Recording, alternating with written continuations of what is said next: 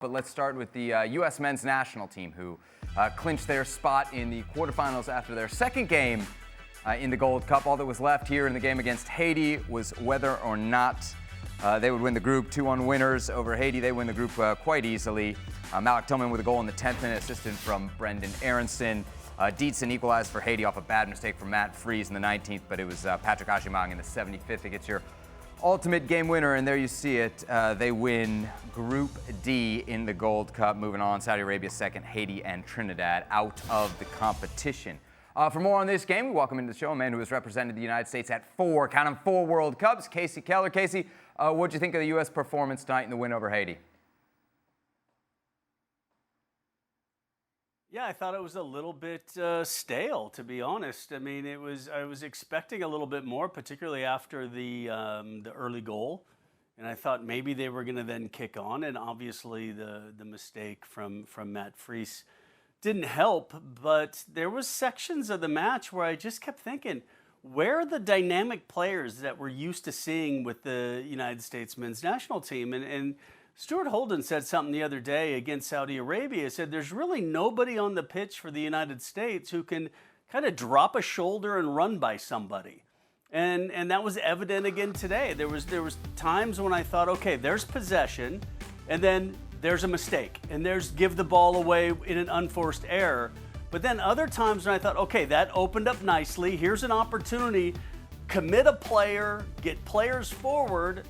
And it was back to what we saw in past matches where then they just step on the ball, pass the ball backwards, and for some reason want to keep possession when Haiti was just going to give you the ball back anyway. There was no real reason to be too worried about overly possessing the ball. So in the end, I thought Ajimang took his goal well, and that kind of eased some of that pressure. Now, to be on the positive side, I think what you can say is they didn't play well against Saudi Arabia. They didn't play well against Haiti, but they found ways to win. And we haven't seen that from this team in a while. So finding a way to win is very important, but against better opposition, you have to play better, as we saw against Turkey and Switzerland. I agree with what Casey's saying as far as the word stale for the first half, especially after Haiti gets the equalizer. I felt like the U.S. was pretty passive for a team that's 1-1 in their own country in the Gold Cup. But overall, I think, especially if we look at the 3 games in the group phase, the 3 wins, and this performance today, like, I'm not that negative on it. Because I don't expect a USB team to dominate CONCACAF, with all due respect to the U.S. pool. I don't think you can expect the USA team to dominate CONCACAF these days. So I would have expected them to run through this group undefeated. I think, based on what we saw from this team before the tournament, I don't know that I would have expected 3 straight wins. I think I'm with you there. If I take a look at this U.S. men's national team that played today versus Haiti, and people get caught up with Haiti, the Haiti of old. Sure, and not the Haiti of the 70s that was pretty good in CONCACAF. The Haiti of late that's not been very good in CONCACAF. And you start thinking to yourself, well, why aren't they playing this team off the field? Why aren't they playing them off the pitch like they did Trinidad and Tobago? What's going on here? And you investigate a little with Haiti, and Haiti's got some players that play in some pretty good places. France, Denmark, Ecuador. I think only 2 players weren't playing abroad in very good places. They had a defender played for the Switchbacks, and one of the midfielders plays for the Philadelphia Union. Everybody else, USL. Yeah. USL. Everybody else, thank you, is somewhere that's competitive. So if you think about if this is an MLS combine, this Gold Cup team for the U.S., not that it's a negative thing, but they're not proven international players, and these players that are stepping into these situations have a handful of caps at most, very little international experience. Nothing should be a given, especially with a program that it doesn't matter who's on the field. They're not producing. It doesn't matter who's on the field. They don't look convincing. So all that said, 3 wins, first place in the group, isn't too bad. It's just that's not what fans want to hear. That's not what fans want to see a year out from the World Cup. They were expecting different. What do you think Pochettino will feel, I guess not just about this game now, but about the group phase as a whole? Well, to me, that's the most important thing. What exactly is Mauricio Pochettino taking out of these games? So the first place, 3 wins, that really doesn't matter. To me, it doesn't matter. What matters is which player right now is going to give Pochettino a headache next time he has to give out a list of the players that are going to compete at the highest of levels. And he's trying different. Now he changed the starting 11. Finally, he tried different things. 4 changes from the 4 changes, exactly. we saw last time. And if from these 3 games, Pochettino, maybe he can see a couple of things.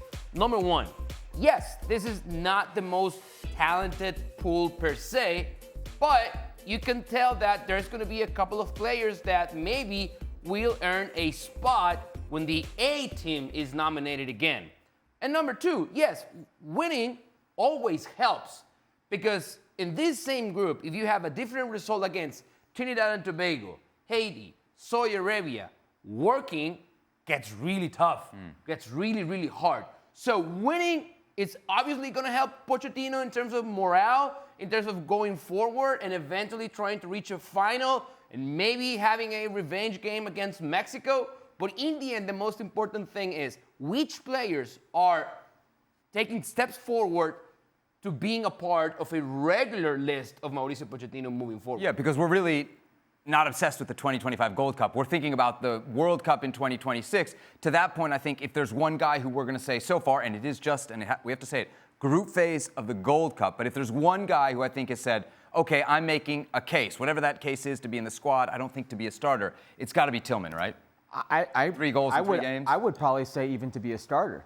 When everybody's back? Well, bear with me for a second. Steady. No, it's not a steady, because before Malik Tillman's only real competition was Giovanni Reyna. Where's Giovanni Reyna in this competition, in this panorama, in this field? Giovanni Reyna is on the side of a milk carton right now. You're kind of saying that this is the assumption the U.S. will play with a 10. That's the assumption, I feel. Yes. And under Mauricio Pochettino and his words about Malik Tillman and Malik Tillman's play over the last 2 years, Malik Tillman's play this last season, where he's the best player in the Eredivisie, and you would say this is a player with a legit argument to crack the starting lineup, to play alongside a Christian Pulisic, to play alongside a Timothy Weah, to play alongside of whoever the 9 is at that moment, Tyler Adams, Weston McKennie. Like, this is a player you could slot in there and say, okay, I could see this happening. This is realistic to me.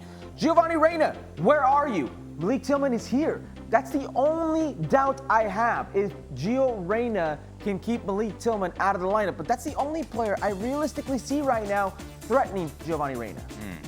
You see Tillman as a potential starter with the U.S. team out? I do. I have the exact same thought.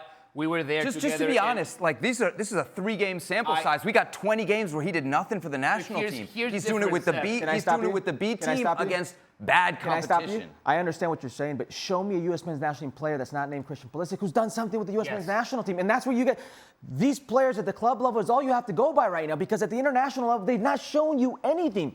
And Malik Tillman, at every opportunity at the club level, has gotten better. And right now, all of a sudden, he's found his form, and the coach seems to trust him. I can't think about a scenario where he won't have that opportunity. I have to go with what I'm seeing right now. Okay. Right? And right now, Malik Tillman stands out. Yeah. Simple as that. You watch the game, you see the starting 11, you see the players, you see their performances, and you go, this guy is different. He knows what he's doing, and he's doing it right. And you can tell that Mauricio Pochettino trusts Malik Tillman. That's a big factor. And the other factor is, we know whenever club competition starts again, he's going to play. Yeah. We have no idea what's going to happen with Gio Reyna at this point. That's true. So now that's another advantage for Malik Tillman. And when it's time again to nominate the A team, Mauricio Pochettino is going to go, I've seen this guy playing the summer with me. I liked it. And at the same time, he's going to be a regular starter for his team. That's not the case for Gio Reyna. Tillman definitely a stock up. Matt Freese tonight, probably a stock down. Casey, I got to go to you on this one. You know, what goes through your mind when you see that mistake at the back from Matt Freese? And do you put any of the blame on Tim Ream? Because I think the back pass there may be called into question a little bit as well. Yeah, I think there's no question that I'm sure Tim in the locker room kind of said to Matt, hey, sorry about that awkward ball. But then at the same time, as a goalkeeper, you got to expect that kind of stuff. And what I really wanted to see from Matt at that stage was just put your foot through it. It's an awkward ball. It's on your left foot. It's taking a funky bounce. Even if you have to clear it for a corner, your job first and foremost is to clear the initial danger. Now, Matt Freese aside, this is going to really pain me to say, but I have to agree a little bit more with Sebi on your Tillman analysis here. Pains I mean, him. it's. I mean, look, yeah. Tillman's been fine against some very, very average opponents. I would still kind of put him in that box of hey, this is good. You've helped a inexperienced side. You've been kind of a guiding light. I also think Chris Richards was fantastic against Saudi Arabia. Made some very, very key interceptions. There's been a lot of conversation of who the center back pairing is going to be, and I think Chris Richards is put himself in a very good position. Not only playing, but also saying, I am available to play in these competitions after winning the FA Cup. You could have seen an ego jump out there and just say, you know what, I'm taking some time off. But he came in here to prove something, and I think he is proving that. Herc, let me ask you this. How important is it to win this competition? Mal kind of touched on it from a U.S. perspective. It's obviously more about 2026 and 2025. Because if it is important, I think there's a question about what you do in the knockout rounds in goal for the United States. Right? It's important for Mauricio Pochettino because he's not proven anything with this U.S. men's national team. But if you look at how the U.S. Soccer Federation and the brass have treated this tournament, it's been a second-rate tournament for them. 5 of the last 6 competitions. Mm-hmm. The last time they played with an A team, these kids were kids. It was 2019. So what would you do? Would you start Freese or would you start Turner? Well, I don't understand why Matt Freese is playing. If Matt Turner is the goalkeeper with the most international experience, and the one thing he is lacking right now is games, sharpness. Yeah. Why not give him these games, these minutes, the sharpness? Matt Freese is 4th, 5th best option you have right now, realistically, because Patrick Schulte's not here, because Zach Steffen's not here, because insert goalkeeper who was there at that camp isn't here, and you go to Matt Freese. I do not, for the life of me, know why he is starting in these games. If I'm Matt Turner, I'm thinking to myself, what the hell am I doing here? Why am I not with Lyon right now? Yeah. I could be helping my situation, helping myself win a starting position in case the starting goalkeeper they have right now doesn't get sold to Roma. I've got to battle it out with them, give myself an edge. What am I doing at the Gold Cup backing this guy up? And I'm sorry, Case, but there is no way that's on Tim Ream. There's an awkward... If I'm Matt Freese, I am apologizing for Tim Ream. This isn't club soccer. You should be expected to deal with that. Clear it out, put your foot through it, or let it come across your body, play it the other way, but you cannot make that mistake. And I understand this in a situation with Patrick Agiman. He has an error or two. Nothing happens because at the end he scores his goal and all of a sudden he's a hero. But if you're a goalkeeper, it's the terrible thing about being a goalkeeper, but those mistakes are going to be goals. If I'm Matt Turner, I am just besides myself that I am not the starting goalkeeper in this competition. That Mauricio Pochettino is robbing me as bad as you think he's been. He's still the best option you have. And you're not giving the minutes he desperately needs. Didn't he start the 2 friendlies against Turkey and Switzerland, and he made a bad mistake? That's probably when Pochettino said, listen, I gave you a shot. If that's the case, then Matt Freese is gone. I understand. He's gone. That is the problem. You don't have a starting goalkeeper. Well, you do have a starting goalkeeper. I don't buy that for 1 second because Matt Turner... Who's the starting goalkeeper? Matt Turner? Yeah. You probably think that. I don't think exactly. I don't think does. Pochettino believes that. I think there's a big problem if you think Matt Freese is a starting goalkeeper in the World I'm not Cup. saying Pochettino feels that Freese is a starter. I think the conversation is not about Freese. It's about Turner and that Pochettino's not bought in on Turner. I don't think Pochettino feels he has a starter. I think there's a massive problem if you think Matt Freese gives you a better opportunity of winning this tournament than a Matt Turner.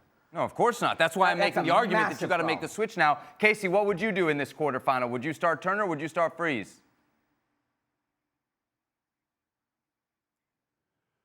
I agree with the conversation that I'm surprised that Matt hasn't been playing. I mean, I think the point is very valid of the guy needs minutes. If Freese was in a situation where you think that he was really, truly challenging for next summer, fair enough. But I agree with Herc. He's not challenging for next summer. So if Turner isn't playing, then why isn't he back with his new club team trying to, like you said, figure out more game time? It doesn't make sense. But we have seen some very interesting man management decisions from Pochettino over the short term. And I think one of the big questions, though, in this conversation that we're going to continue to have with the goalkeeping for the national team is right now it's Matt Turner for the lack of someone else. Now, can Matt regain that by playing and recapturing his form, or is somebody else going to start doing something that is actually going to challenge the position? And I think that is one of the biggest question marks the national team has going forward, because it's been a position that has been able to maybe paper over some cracks with the national team over years. You know, come up with some good saves here and there to be able to, you know, maybe get some results, or at least keep some results more positive by making some saves. And what we've seen over the last, you know, I don't know, year and a half, it's been the opposite. You know, the goalkeeping has been a liability. So I think that is a worrying point. One more thing on Turner before we move on from the goalies. We were trading texts with Julien Laurent, of course, very well versed in French football. He was saying there's very unlikely that Matt Turner would be the starter for Lyon, at least starting the year. You know, even if there's a transfer, there's probably somebody else going to be brought in to compete. So, to your point, you know, minutes, he needs minutes anywhere that he can get them. I do want to talk about a few other players, because I feel like there's a lot of guys that we don't need to think about when it comes to 2026. There are a few guys that played today that we do need to think about. One of them is Tyler Adams. We got to see his first start of the tournament. He got a yellow card 30 seconds in. What did you think of his performance? A typical Tyler Adams performance. I think he was a little overeager in the first challenge. That's Tyler Adams. I think that actually, it was, to me, when you take the aggression out of Tyler Adams, and you do when you get a yellow card in a game, he goes from like a guy who could give you an 8 or a 9 to like a 6 or 7. Yeah. So something he's got to watch. He doesn't actually have a bad disciplinary record with the U.S. No, and he didn't play bad in this game. It's No, but he wasn't Tyler Adams. Correct, you know? but it's a position where the less you see out of a player, the better he's actually playing. You know, the better the team's actually playing. I thought Tyler was a typical Tyler Adams performance. You get what you get with him: the leadership, the swinging the ball around, the connecting the passes, albeit not through lines, but organizing.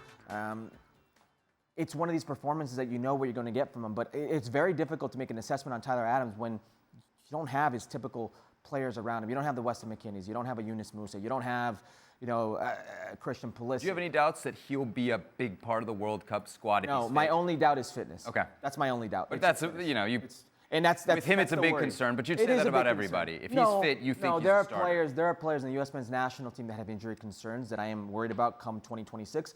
Tyler Adams is one of them. Christian Pulisic is another one. If Giovanni Reina was playing, he'd be another one. Those are 3 players that I'd say their history shows you that there could be fitness issues in important moments. Those are the 3 players I'd be worried about. I got 3 other guys on my list that I think are pretty important to talk about when it comes to 2026. Brendan Aronson, I think probably both center backs. We've said a lot about Chris Richards throughout the coverage of this tournament. He's been very good, as expected. Tim Ream, maybe not so much. And then Ajimang, the striker. Where are we at with this player? Because I know he gets the goal today, but I have to say, honestly, it's kind of like what Casey says with Matt Turner for me. He's just the only guy available right now. You can question why Josh Sargent isn't in this group, but if there was another healthy body, surely it would be somebody else. Well, there is another healthy body. It's Damian Downs. We've not really seen what he can do. I know he's a Bundesliga 2 player, but he's done well enough at that level to capture the attention of Mauricio Pochettino, and yet you're not giving him a run here. I know he was ill. Do we need 3 straight games of Ajimang? And Patrick will give you an honest shift, and there's been a lot of rhetoric online that's You're looking for a starting 9 here, not an honest shift. But that's been the new whipping boy for a lot of the fan base and a lot of pundits out there, and it's a little unfair because it's a very ungrateful position if you're playing that way with the U.S. men's national team. That's where the striker. Somebody get out the violin, pobrecito. Huh? I'm not here to defend Patrick Ajimang. I understand what he's going through. Do you see any way where he's a part of the team in 2026? I just don't see it. I got to be honest. Well, some of these guys are going to get healthy. Let me ask you a question. I can think of 5 forwards that I think. Let me ask you a question. Yeah. Let me ask you one. Is there a realistic scenario where Ricardo Pepi's running all cylinders, Florian Balogun's running all cylinders, Josh Sargent's running all cylinders, and Haji Wright is considered a 9 running all cylinders? Is that a realistic situation? Yes. It's not very likely. Not very likely. So I think there'd be a scenario where a guy with his skill set, with those intangibles. Do you see a skill set, or do you see a profile of a skill set? I see a profile of a skill set yet. I think to be at this level, you need a skill set, not a profile. I don't think so. I don't think so. Worst players have made World Cup teams and played and been impactful. That's a reality. But the biggest question still is Mauricio Pochettino comfortable with what he's seeing from Ajimang? I think it's more what Sebi says. He's the warm body right now. He's probably the only one left. Exactly. So when those names are healthy again, we discussed on Ricardo Pepi the other day. If he's healthy, he's starting. Simple as that.